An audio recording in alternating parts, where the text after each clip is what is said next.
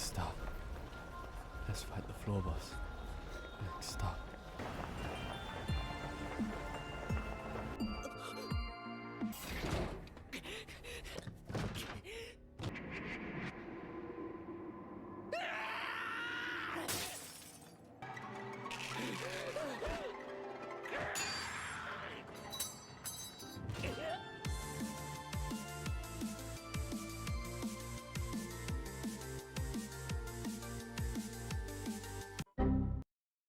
Guess what?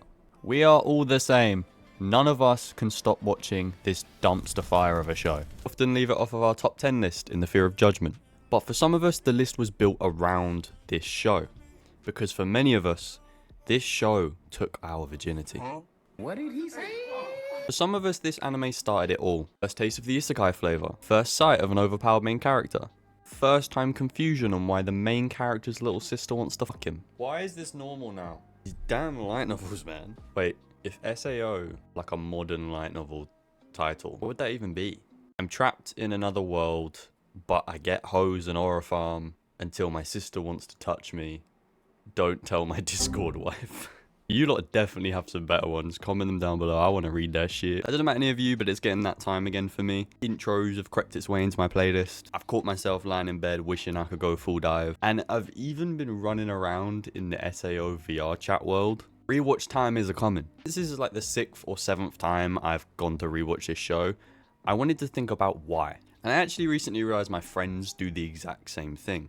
We all shit on this show, but none of us can stop rewatching it. So why do we hate but love this show so much? We got to start with a concept. I think this is probably one of the biggest reasons a lot of us love this show. And I don't remember the last time a concept of a show captured people in the same way SAO did. Because it's not just a concept in an alternate reality, but it's one based in our science enough to seem plausible, but it's also unrealistic enough to be considered fantastical. Because Sword Art Online Season 1 is set in what, 2022? And in 2025, we're currently no closer to being able to go full dive. I know Elon put some chips in some monkeys, didn't work. Wait, what if it did work?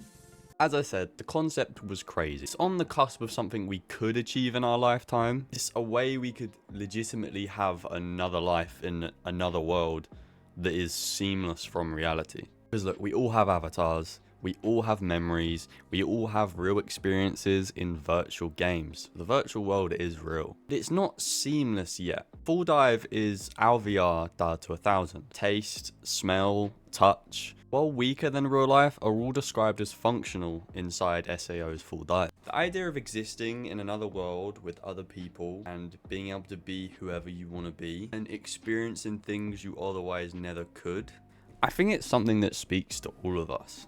But I think it speaks to the core part of us, like the child in us.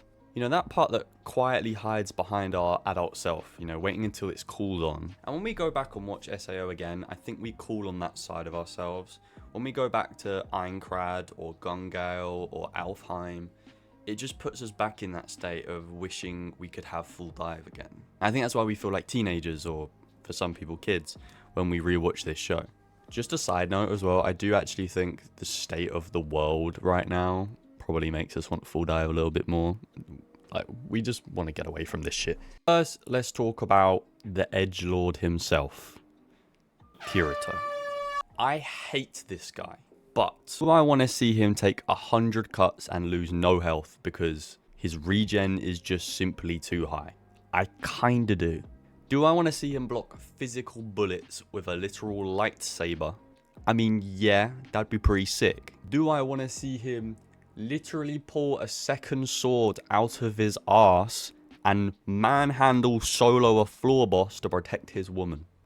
Abso-fucking-lutely I do. Look, most people say that we love to hate something, but I hate to love Kirito because he's not exactly complex. He's peak self-insertion material. Wait, pause. Wait, hang on. Yeah, I actually fucking wrote that. What does that even mean? He's dull. He's nonchalant. He aura farms. He has plot armor. And he's kind of just frustrating. Because look, if there's an easy choice and a hard choice, but the hard choice looks 1% cooler, he will put on a blindfold and then do the hard choice. This motherfucker gets his own power fantasy, his own harem, even gets a legendary name, Black Swordsman. And it's multi-world, by the way. Like a year later in Gungale, motherfuckers are still calling him the Black Swordsman. Everybody who watched this show didn't want to be Kirito. And if you weren't swinging your imaginary sword in the bathroom while you're on your piss break mid-episode, you're not really committed and your mother's disappointed in you. As we get past Kirito, we get to the worlds themselves. I'm mainly going to talk about 2 worlds, because to be honest with you, these are the most important to me and the ones I like the most. And that is obviously Aincrad and Gungale. Aincrad, I think, are probably for the same reasons of many of you. For me, Sword Art Online is the Aincrad arc. Everything after that arc kind of feels a little bit like extra. And to be honest, I feel like if they just made 100 episodes of the Aincrad arc and just stretched it out and really flushed it out, it would be really, really good. Very big portion of people that I think would actually prefer that to what we did get. Often watch the first half of season 1, I get through the Aincrad arc, I skip Alfheim and I go straight to Gungale. And then after Gungale, I skip straight to Alicization. I'm not going to discuss Alicization in this video, but I do really unironically love those seasons, so I may dedicate a whole video to them at a later date. But Aincrad is beautiful, you know, it's designed to be this kind of utopia, like the Garden of Eden or Vinland. It's got the vibe of this heavenly place for the most part. Other than when you're going for like a floor boss or in a dungeon or something. And the levels are really diverse, but they're always beautiful to look at. It kind of feels like you're lost in the Amazon or something. It's very reminiscent of how nature must have been before the modern age kind of took over. And that is kind of ironic, because if we didn't have the modern age, we would still have utopia, but then also not have VR. But personally, I specifically love Gungale as well. In fact, I've been addicted to the specific game called Arena Breakout. It's just Gungale. Something so different about Gungale as Aincrad. It really spoke to me because Aincrad is a complete contrast. Aincrad is a warm, sunny glow, and Gungale is a dark, wet cyberpunk. But both of these worlds have good moments and really bad moments. What you then realize is it's not really about the world. It's about what you bring with you. As we follow Kirito, no matter what world he's in, he's always the same. He's always going to make friends. And he always has good moments amongst his bad moments. So the energy you carry between the worlds is way more important. And that's what I think is so comforting about SAO. Kirito is Kirito no matter where he goes. He will protect people. SAO is a show that's consistent. It kind of leads me on to the next point. The characters. They're mostly shit. I mean, most of the characters are pretty dull. Pretty predictable, pretty cliche. I mean, I like Sinon. She's got some good character traits, nice backstory. You do actually get to explore her story and her history, which can't be said for many of the characters in the show. And most of the trauma the characters go through is actually in-game. It was kind of refreshing to see Sinon, who had IRL trauma and was actually running away to the game world, which is reminiscent of how a lot of us would actually be if we were playing full dive VR. Sinon's a really nice parallel to the other characters who kind of just wanted to have fun in VR and then got trapped in the lifestyle, I guess. Sinon having the problem she has and then going back to VR to try and learn how to be around guns and actually make herself better IRL is a very refreshing way of doing it, because I don't think there's any characters that really use it like a rehab. It shines light on a really useful way that VR could be utilized. So if most of the characters are really surface level, with the exception of Sinon, why do we feel so comforted by them? Asuna, I think, is comforting by design. She is really supposed to be Kirito's comfort. You know, she's warm, she's loving, she's soft, understanding, but she is kind of the Sakura of this show. Although Sakura put her hand in Naruto's chest and literally pumped his heart to keep him alive, I ain't seen Asuna do that.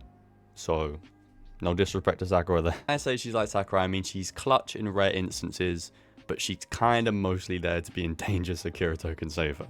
But let's get to the meat and potatoes of the video. I'm gonna get to my personal thoughts. I'm gonna try not to get too dark, but you know, let's get real. Made it this far in the video, you must really love SAO, or you're just doom scrolling like fuck right now. Regardless, what I say may resonate with you, so I'm just gonna be as raw as I possibly can. Sword Art Online fills a certain space for me. It gives me a way to imagine running away. Life is hard, life gets dark, we don't really have any choices. I mean, we feel like we have choices, but they're kind of fake choices or false choices. It's like someone saying you can eat shit or drink piss. Like, yeah, you get to choose, but do you really get to choose? You're still doing one of them. And I think SAO gives us hope in a way other shows don't. Most shows are just a distraction while you're watching it, but SAO leaves us with an anticipation. One day, there'll be these virtual worlds where I can make an avatar, and I can be whoever I want to be. Maybe in this world, I'm a dishwasher.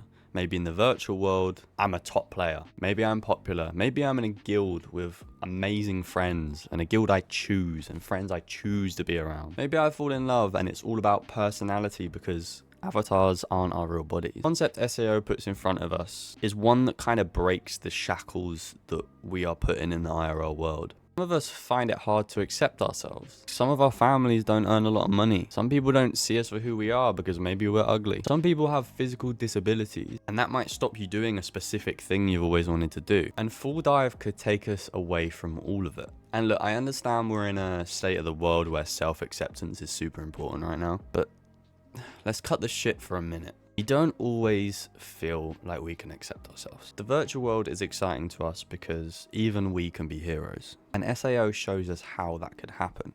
So I personally think it gives us hope. We could lie down, put on a headset, and full dive into a virtual space where we could be anyone. We could make more friends, live more experiences, and complete more dreams. So in my opinion, even if it is a dumpster fire, SAO is not too bad.